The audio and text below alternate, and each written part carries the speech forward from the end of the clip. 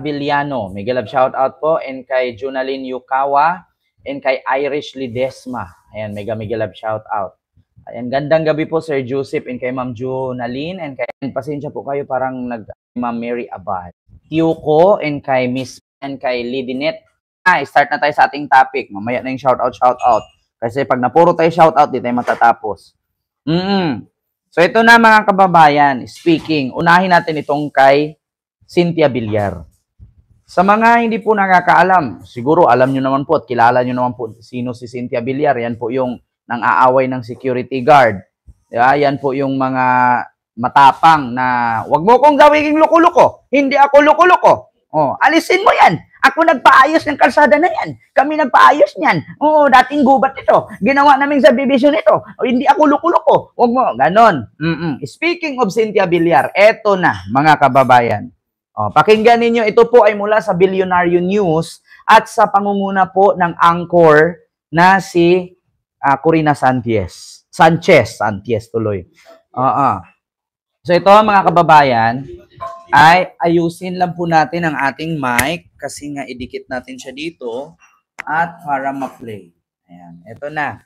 Pakinggan ninyong mabuti ito ha mga kababayan. Wait lang ha. Wait lang kasi hindi ito nabubuksan eh. Nawala. Sana ba yun? Nawala yung ating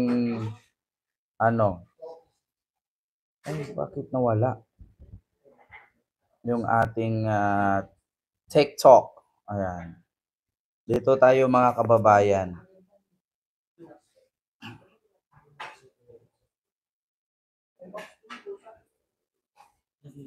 Hindi ma-play mga kababayan. Lipat tayo. Dito tayo sa isa. Kasi alam ko dito, automatic dito eh. Saan ba yung ating speaker? Dumidikit ba? Ayan, dumidikit naman, mga kababayan. So, dito tayo sa ating TikTok. So, ito, puntahan natin. Itong about kay Cynthia Villar. Ito siya, mga kababayan. Si Senator Cynthia Villar dahil sa coalition course ang Marcos administration at si Senator Cynthia Villar dahil sa kanyang tarification law. Yes. Reklamo ng palasyo, naging hadlang ang batas para maibaba ang presyo ng bigas. Nagbabalik si Pierre Pastor. Pakinggan ninyo ha. Sinisisi ng Malacanang ang batas ni Senator Cynthia Villar, ang Rice Tarification Law. Bunga raw nito, nawala ng kapangyarihan ang National Food Authority o NFA na ma-regulate ang presyo ng bigas, kaya patuloy itong tumataas sa merkado. Actually po, matagal na po nagkaroon ng proposal ang administrasyon para mabigyan po ng sapat na kapangyarihan ng NFA. Gusto natin ipabatid na kapag po nabigyan natin ang karapatan ng NFA na makapagbenta ng diretsyo sa taong bayan at makontrol ang presyo ng bigas, hindi po tataas ng ganito ang presyo ng bigas. Dahil sa kasalukuyan po, because of the Rice Tarification Law, na ang author ay si Senator Cynthia Villar, ay ang nag-i-import po dito ay mga private companies. Hindi po nahahayaan ang government na mag-import. Dagdag ni Jose Castro, sa pamamagitan sana ng NFA, dapat government to government ang importasyon ng bigas para mas magiging mura ang presyo nito. Pero dahil anya sa RT law ni Senator Villar, nakapagbebenta lamang ang NFA sa FTI, Kadiwa at sa mga LGU. Alam nyo na mga kababayan, kung bakit ang mahal ng bigas at halos napakataas po ng presyo dahil po dito sa Rice Tarification Law na is ginagawang batas ni Cynthia Villar. So, kung meron man tayong sisihin, hindi po ang gobyerno. Ang sisihin natin yung nagpagawa ng batas na ito.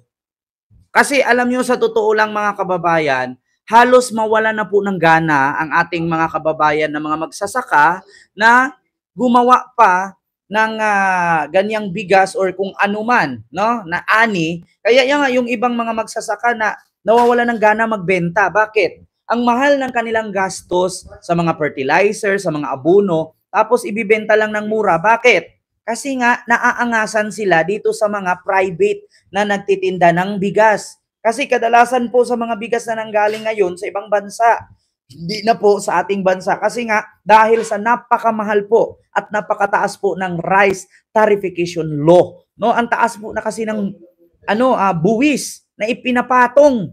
Diba? Kaya kung magugulat kayo, bakit ba tayo bumibili ng bigas na instead mura lang dapat kasi nasa ating bansa? Eh, ang problema, paano ka bibili ng mura kung napakataas naman ng tax? Diba? So, sino bang dapat sisihin? Simple lang, huwag nyo nang iboto. Kasi the more na iboto nyo yan, tuloy-tuloy yan eh. Kasi kung ano yung ginawa ng nanay, susundin ng anak. Kung ano yung ginawa ng anak, susundin ng apo. Uso pa naman dito sa ating bansa ang sinasabing political dynasty. Bakit? Pag namatay ang tatay, susunod ang anak. Pag namatay ang anak, susunod ang apo. Pag sunod ng apo, susunod na naman yung kapatid. Tapos kaibigan, pinsan, mga kamag-anakan. Kaya hindi natatapos itong paghihirap ng ating bansa. So according dito, nakita nyo naman. On a collision course ang Marcos administration at si Senator Cynthia Villar dahil sa kanyang rice tarification law. Reklamo ng palasyo, naging hadlang ang batas para maibaba ang presyo ng bigas. Nagbabalik si Pierre Pastor. Sinisisi ng Malacanang ang batas ni Senator Cynthia Villar ang rice tarification law. Bunga raw nito na wala ng kapangyarihan ang National Food Authority o NFA na ma-regulate ang presyo ng bigas, kaya patuloy itong tumataas sa merkado. Actually po, matagal na po nagkaroon ng proposal ang administrasyon para mabigyan po ng sapat na kapangyarihan ng NFA. Gusto natin ipabatid na kapag po nabigyan natin ang karapatan ng NFA na makapagbenta ng diretsyo sa taong bayan. Hindi talaga makadiretsong tinda. Kasi bakit? May batas hinaharang At higit sa lahat ngayon mga kababayan, nawala na po halos yung mga magsasaka natin. Bakit? Halos lahat ng palayan ay naging subdivision na. Halos lahat ng taniman ng palay ginagawa ng house and lot. Di ba? Kaya mga kababayan, iboto nyo ang dapat iboto yung nakakatulong sa tao. Hindi yung may pabahay ang gobyerno, hinaharang, bakit daw patirahin sa kondo ang mga homeless, meron naman daw tama lang. No? Kasi pag homeless daw, mababang uri, bakit daw ipantay sa mga middle class? Kasi nga, meron silang tindang house in lot or subdivision. Kaya hindi sila pumapayag na yung mga homeless patitirahin sa kondo na pabahay ng gobyerno. Diba? Isa din yan. Pabahay, tubig, palayan, wala nang halos mataniman ang ating mga magsasaka dahil sa mga pabahay-pabahay na yung mga kondominium na yan, dipuga na yan.